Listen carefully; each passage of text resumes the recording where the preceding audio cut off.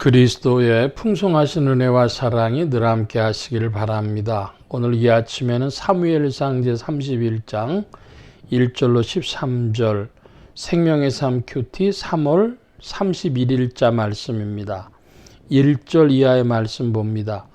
블레셋 사람들이 이스라엘을 침해 이스라엘 사람들이 블레셋 사람들 앞에서 도망하여 길보아 산에서 엎드려져 죽으니라. 블레셋 사람들이 사울과 그의 아들들을 추격하여 사울의 아들 요나단과 아비나답과 말기수아를 죽이니라. 사울이 패전함에 활 쏘는 자가 따라잡으니 사울이 그 활 쏘는 자에게 중상을 입은지라. 그가 무기를 든 자에게 이르되 네 칼을 빼어 그것으로 나를 찌르라. 할례 받지 않은 자들이 와서 나를 찌르고 모욕할까 두려워하노라 하나 무기를 든 자가 심히 두려워하여 감히 행하지 아니하는지라. 이에 사울이 자기의 칼을 뽑아서 그 위에 엎드려지매 무기 든 자가 사울의 죽음을 보고 자기도 자기 칼 위에 엎드려져 그와 함께 죽으니라. 사울과 그의 세 아들과 무기를 든 자와 그의 모든 사람들이 다 그날에 함께 죽었더라. 골짜기 저쪽에 있는 이스라엘 사람과 요단 건너 쪽에 있는 자들이 이스라엘 사람들이 도망한 것과 사울과 그의 아들들이 죽었음을 보고 성읍을 버리고 도망하며 블레셋 사람들이 이르러 거기에서 사니라. 그 이튿날 블레셋 사람들이 죽은 자를 벗기려 왔다가 사울과 그의 세 아들이 길보아 산에서 죽은 것을 보고 그의 머리를 베고 그의 갑옷을 벗기고 자기들의 신당과 백성에게 알리기 위하여 그것을 블레셋 사람들의 땅 사방에 보내고 그의 갑옷은 아스다롯의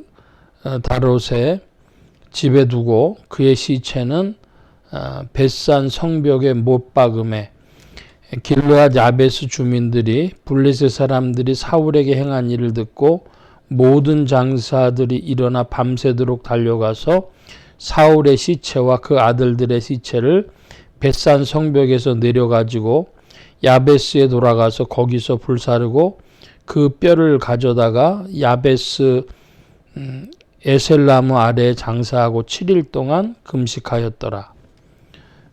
사무엘상 31장 1절로 13절은 사울의 비극적 결말에 대한 기록이라 그렇게 이야기를 하겠습니다. 사울과 그의 아들들 그 중에서도 다윗의 친구였던 요나단도 죽게 되죠. 오늘 본문 말씀에 보면 인간의 그 죽음의 때의 모습 또 그 죽은 이후에라도 인간의 그 최후에 대한 이야기들이 나오는데 먼저 이제 이스라엘의 사울 쪽이 패전을 하게 됐을 때에 사울이 그 자기의 무기를 든 자한테 그 칼로 나를 찔러라. 그 이방인들에게 할례 받지 않는 자들에게 죽느니 그런 모욕을 당하느니 네가 나를 죽여다오. 그러지만은 무기 든 자가 그럴 수가 없어요. 그러니까 어쩔 수 없이 사울이 자기 손으로 자신의 목숨을 끊습니다. 자교를 하는 것이죠. 그러니까 그 옆에 무기 들고 있던 자도 자기의 그 사회적인 의미에서의 생명은 왕을 지키던 자가 살아 있어 봐야 죽은 목숨하고 같으니까 자기도 죽습니다. 그러니까 인간의 그 죽음에서 사울이 마지막으로 지키고자 했던 그 명예조차 지키지 못하죠. 이순신 장군이 임진왜란 때 패전에서 적의 유탄에 맞고 죽었다는 것은 장군으로 보면 그런 의미에서 장수로서 마땅한 죽음을 죽은 것이다.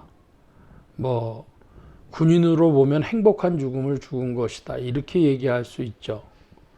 근데 이스라엘 왕으로서는 평안히 못 죽고 전쟁터에서 자기 스스로 자결할 수밖에 없었던 그 처지가 된 건 비극이죠.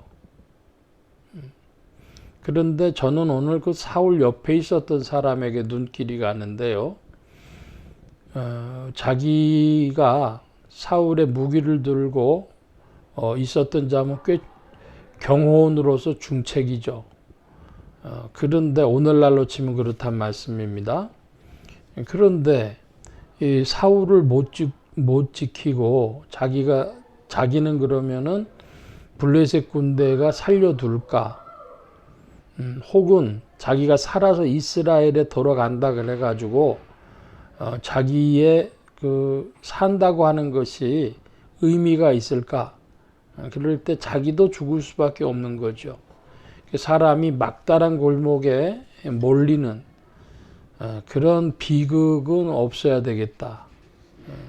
그러니까 우리가 주님 앞에 구할 때 내 인생을 이끄시는 주님, 제 인생이 그런 막다른 곳에 몰리지 않도록 긍휼을 베풀어 주십시오 하는 것이 또 인생의 기도의 제목이 되어야 될 텐데요. 주님은 우리에게 긍휼을 베풀어 주신 줄 믿습니다. 그래서 겸비한 자리에서 주께 구하는, 기도하는 여러분들 되시기 바랍니다. 주님, 내 인생이 모든 인생이 다 수고하고 고생하고 살다가 가는데 그 가는 그때까지 주의 긍휼 안에 있기를 원하고 이 비극의 결말이 아니라 주님 안에서 긍휼을 입은 결말을 얻도록 주님 이 인생을 불쌍히 여겨 주십시오. 그런 겸비함이 여러분에게 있기를 바랍니다. 자, 왕으로서 사울인 것을 이제 블레셋 사람들이 발견하고 그 사울의 머리를 베고 시체는 성벽에 못 박고 이제 그렇게 했습니다. 그랬더니 그 길르앗 야베스 사람들이 이 이야기를 듣고 밤새도록 달려가서 그 아마 블레셋 사람들이 군대가 알았다면은 가만히 안 뒀겠죠. 아마도 새벽이거나 밤이었을 거라고 봅니다. 그래서 시신을 다시 찾아가지고 와가지고 그 뼈를 그 불살르고 요즘 말로 얘기하면 화장을 하고 그리고 에셀나무 아래 장사 지냈다. 7일 동안 금식했다 그러죠. 그러니까 인생이 가는데 그 중에서도 왕의 죽음이니까 나름대로 이런 그래도 차마 그럴 수는 없지 않느냐 하고 목숨 걸고 가서 찾아다가 장례를 치러준 거죠.